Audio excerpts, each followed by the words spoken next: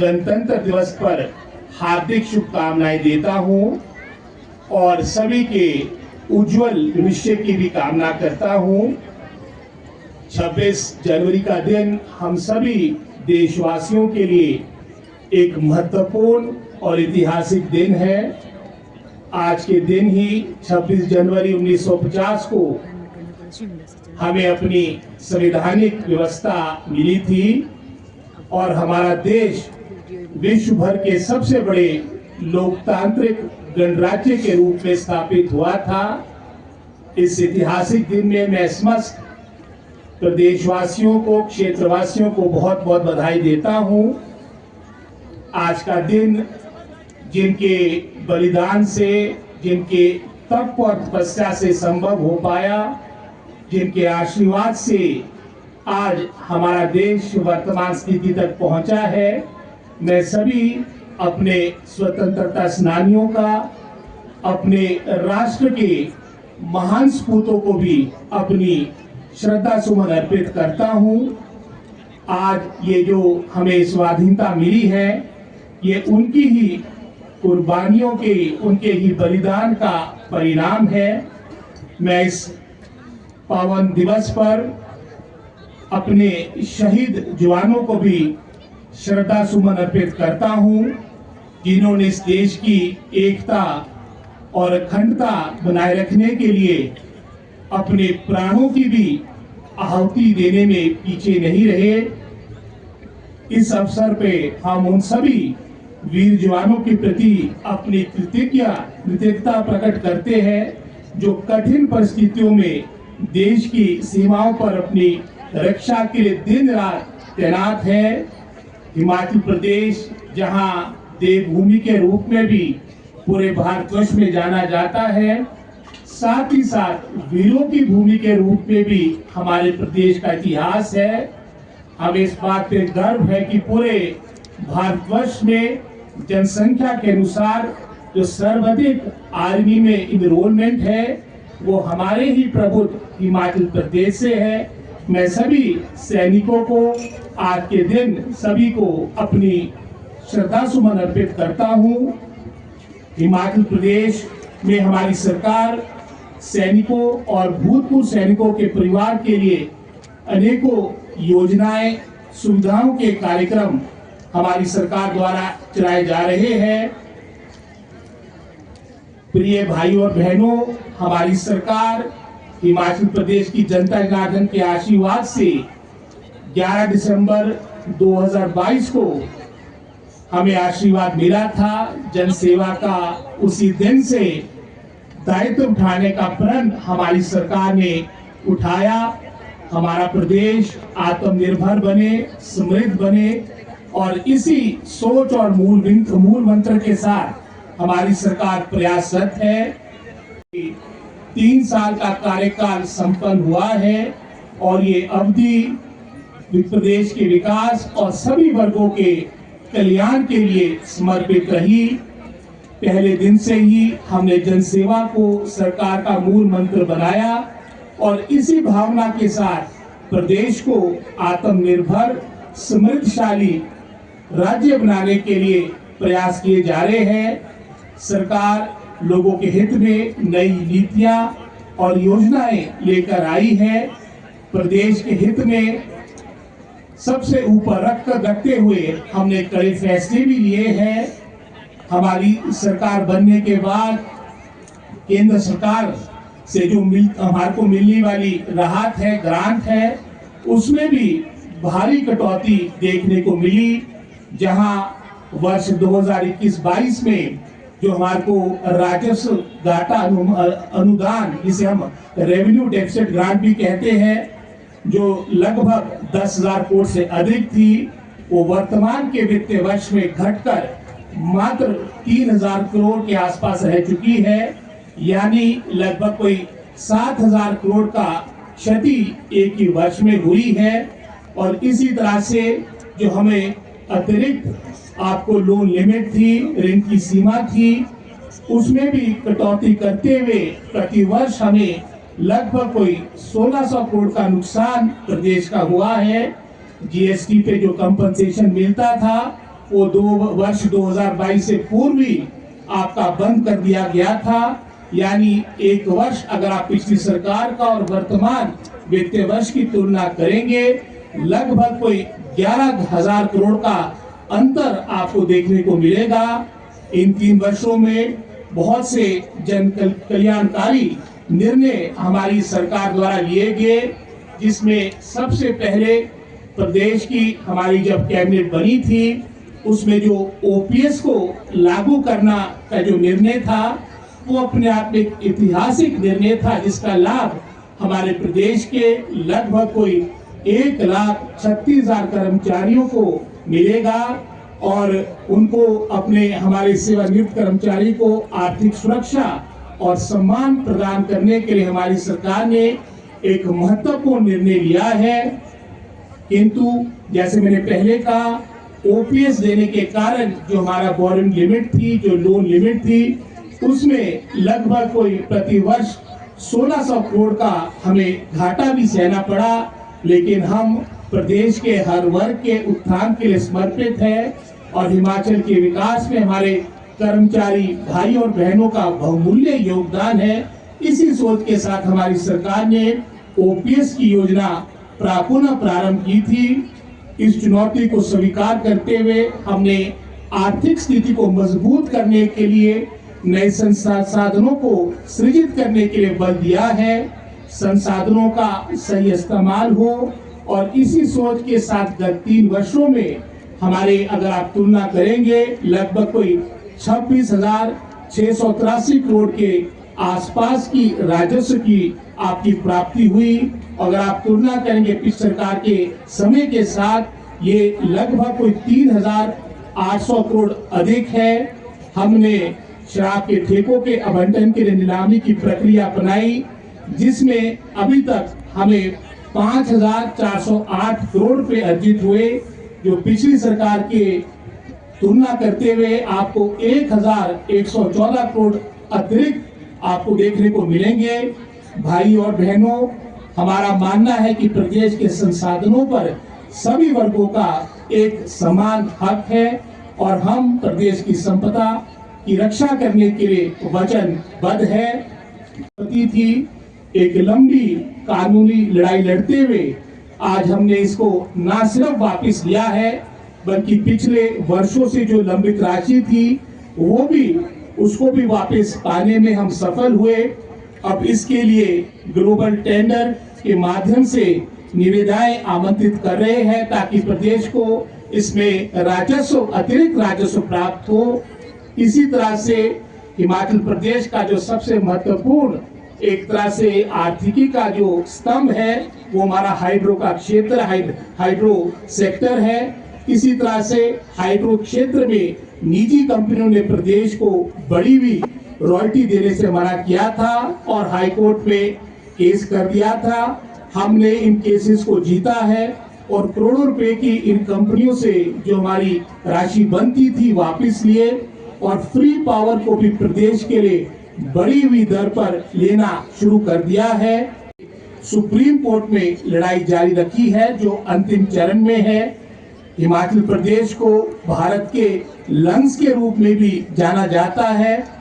हम उत्तर भारत के वाटर बोल के रूप में भी हमारी संज्ञा होती है।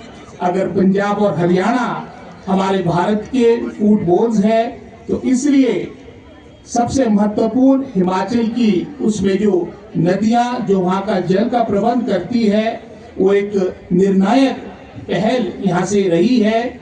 हम हिमाचल के अधिकारों को लेकर रहेंगे और हिमाचल के हितों के साथ खिलवाड़ नहीं होने देंगे।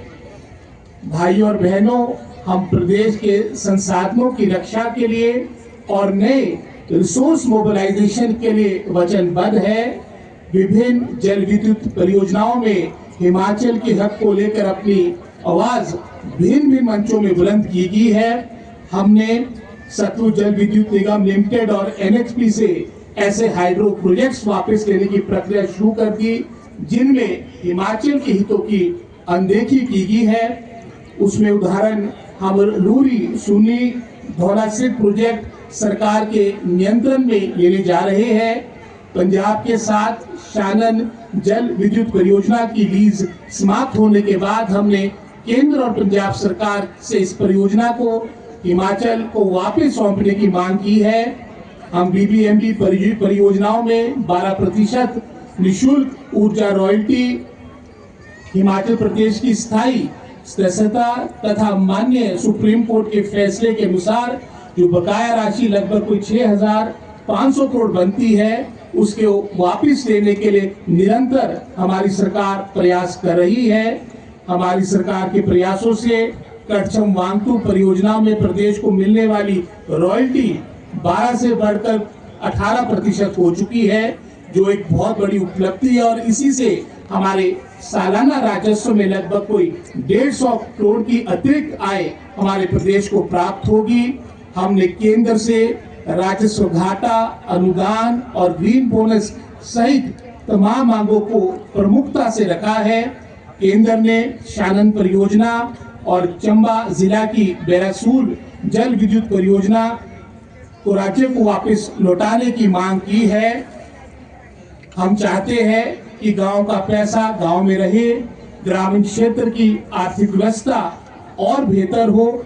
इस सोच के साथ भी बहुत से निर्णय हमारी सरकार ने लिए हैं, क्योंकि हिमाचल प्रदेश पूरे राष्ट्र में ऐसा प्रदेश है जहां सर्वाधिक आपकी जनसंख्या ग्रामीण क्षेत्र में रहती है। लगभग कोई 90% के आसपास हमारी रूरल बेस्ड इकोनॉमी है और इस पशुपालन से जुड़ा हुआ वर्ग है।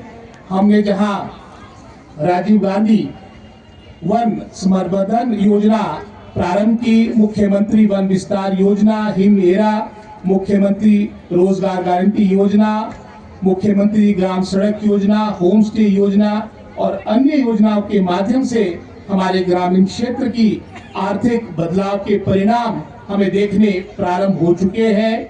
भाइयों और बहनों, हमारी सरकार पर्यावरण के संरक्षण के लिए जहां पेड़ लगाने पर बल दे रही है, वहीं इसे रोजगार और एम्प्लॉयमेंट के साथ भी जोड़ा जा रहा है। जंगलों के संरक्षण में सामुदायिक भागीदारी, कम्युनिटी पार्टिसिपेशन बढ़ाने के लिए लगभग 100 करोड़ रुपए की लागत से राजीव गांधी वन संवर्धन योजना शुरू की गई है। इससे महिला एवं हमारे युवक मंडल, स्वयं सहायता समूह नए जंगल उगाने के लिए उन्हें प्रेरित किया जाएगा और इनके संरक्षण के लिए आर्थिक मदद भी की जाएगी। हमने हिमाचल को समृद्ध और संपन्न बनाने का लक्ष्य रखा है और इसे हम चरणबद्ध तरीके से निश्चित रूप में पूरा करेंगे।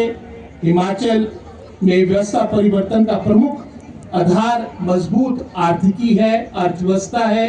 जब तक प्रदेश अपने पैरों पे खड़ा नहीं होगा, तब तक हिमाचल अपना हक की लड़ाई भी नहीं लड़ सकेगा। इसलिए हमने ग्रामीण क्षेत्र की आर्थिकी को मजबूत बनाने का अभियान शुरू किया है। ग्रामीण अर्थव्यवस्था तभी मजबूत होगी जब युवाओं को घर द्वार पर, गांव द्वार के पास ही सम्मानजनक आपका स्वरोजगार प्राप्त होगा। इसलिए हमने एक इफेक्टिव इकोसिस्टम बनाना प्रारंभ कर दिया है। भाई और बहनों, अपने वादे के मुताबिक हमारी सरकार ने पशुपालक से गाय और भैंस के दूध में खरीद मूल्यों में ऐतिहासिक वृद्धि की है, जो अपने आप में भारतवर्ष में मैं समझता हूँ सर्वाधिक होगी। गाय के दूध पर समर्थन मूल्य 32 रुपए से बढ़ाकर 51 रुपए कर दिया गया है और इसी तरह से भैंस के दूध पर भी 47 से 61 रुपए प्रति लीटर रखा गया है। इस पहल से हिमाचल दूध खरीद पर सबसे ज्यादा समर्थन मूल्य देने वाला प्रदेश पूरे राष्ट्र में बन चुका है। हम हिमाचल में मिल्कफेड के माध्यम से किसानों से गाय और भैंस का दूध सर्वाधिक समर्थन मूल्य पर खरीद रहे हैं। प्रदेश में गाय के दूध की क्वालिटी के आधार पर 51 रुपए प्रति लीटर और भैंस का के दूध को 61 रुपए प्रति लीटर के समर्थन मूल्य पे खरीदा जा रहा है। मिल्कफेड में दूध की खरीद 2 गुना बढ़ चुकी है इन 3 वर्षों में। कांगड़ा में गंगवार में 201 करोड़ रुपए की लागत से world class milk processing plant स्थापित किया जा रहा है, जिसके लिए पूरी राशि स्वीकृत भी हो चुकी है। मंडी रामपुर में दूध की प्रोसेसिंग प्लांट की क्षमता बढ़ाने के लिए निर्णय हो चुका है, पैसे की भी आवंटन हो चुका है। ऊना कुल्लू का भी हमारा बहुत बड़ा क्षेत्र, चाहे उसमें हम आने की बात करें, चाहे बंजार विधानसभा क्षेत्र की बात करें, यहाँ पर भी हमारे बहुत से जो पशुपालक हैं उनको इस महत्वाकांक्षी योजना का निश्चित रूप में लाभ मिलेगा और हम विशेष रूप से दूध के उत्पादों में आत्मनिर्भर तो बनेंगे ही, साथ ही साथ हमारे ग्रामीण क्षेत्र की आर्थिकी में भी सुधार आपको देखने को मिलेगा। इसी तरह से राज्य सरकार ने भेड़ बकरी पालकों के हित की सुरक्षा के लिए, उनकी अर्थव्यवस्था को सुधारने के लिए 295 करोड़ की नई योजना बनाई है। हमने 680 करोड़ रुपए की राजीव गांधी स्टार्टअप योजना शुरू की है। 50% सब्सिडी पर ई टैक्सी दी जा रही है। 100 केवी से लेके 2 मेगावाट के सोलर एनर्जी के प्रोजेक्ट्स लाने के लिए अनुदान देने की योजना भी वर्तमान सरकार ने प्रारंभ की और ये सब्सिडी ट्राइबल एरियाज में 5% होगी और अन्य क्षेत्रों के लिए ये 4% होगी। हमारी सरकार ने हिमाचल प्रदेश को हरित ऊर्जा राज्य बनाने का लक्ष्य तय किया है और इसी उद्देश्य से प्रदेश में 6 ग्रीन कॉरिडोर्स और सभी जिलों के 90 स्थानों पर ईवी चार्जिंग स्टेशन स्थापित किए जा रहे हैं। हम अगले 2 वर्षों में 500 मेगावाट की सौर ऊर्जा परियोजना स्थापित करने की नीति बनाई है। ग्रीन पंचायत कार्यक्रम के तहत सभी ग्राम पंचायतों में 500 किलोवाट सौर ऊर्जा परियोजना स्थापित करने का भी निर्णय हमारी सरकार ने लिया है। हमने जियोथर्मल पॉलिसी को मंजूरी दी है ताकि प्रदेश में जियोथर्मल ऊर्जा संसाधनों की खोज और उनके दोहन को बढ़ावा मिल सके। प्रदेश की आर्थिकी में बागवानी का एक बहुत बड़ा योगदान है। हमारे प्रदेश को फ्रूट बॉल ऑफ इंडिया के रूप में भी जाना जाता है। साहस, नारी शक्ति का सशक्त परिचय देते हुए पूरी गरिमा के साथ सलामी मंच की ओर अग्रसर। महिला पुलिस समाज की सुरक्षा, सेवा और सशक्तिकरण का प्रतीक है। अगली टुकड़ी हिमाचल होमगार्ड की जो प्लाटून कमांडर देवदत्त ठाकुर के नेतृत्व में अनुशासन, सेवा और जन सुरक्षा का सशक्त संदेश देती है। पूरी शान के साथ सलामी मंच की ओर। अगली टुकड़ी फर्स्ट HP NCC एयरविंग जो platoon commander leading site cadet Tejendra Singh के कुशल नेतृत्व में अनुशासन, तकनीकी दक्षता और राष्ट्र सेवा के भाग में सेवा और अनुशासन का